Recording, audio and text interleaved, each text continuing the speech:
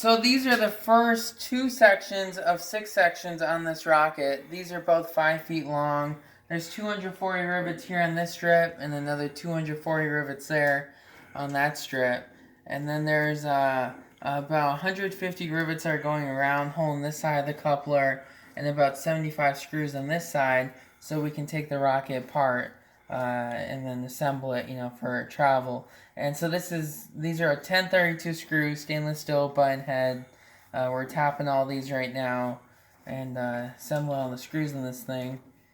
And so of the 6 sections, these are 5 feet each. There's a 6-foot fin can over there. The nose cone is 5 feet tall. Then there's another 6 and 5-foot section in this rocket. So it's around 36 feet tall.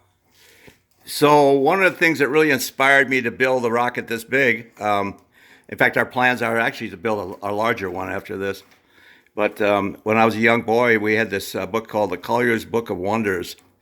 And it was my favorite book. And one of the things that was in there showed a guy, Rodman Law was his name, sitting on top of a chair on top of a rocket. And the next picture showed him laying on the ground, smoldering. And it said, and he lived to tell about it.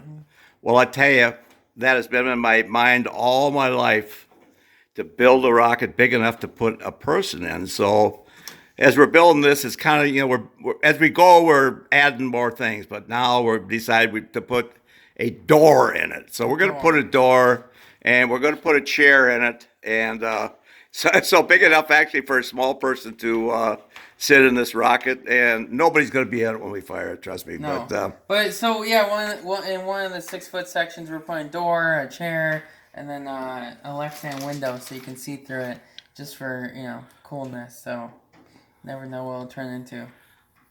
But if you know anyone small that wants to take a ride, no, not really. We won't get into that, but we are building a rocket much bigger this down the road.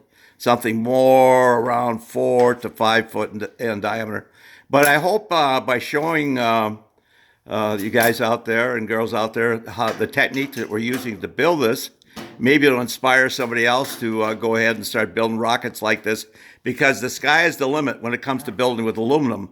You can roll them as big as you want, and they're a lot lighter than taking these forms that they use for concrete and putting fiberglass on. Believe me, they're much lighter and much stronger. So it's something that you should think about. I know we get a little criticism, why we use this popper, why we do that. Well, it's the way that I build things, and I like to build cool things.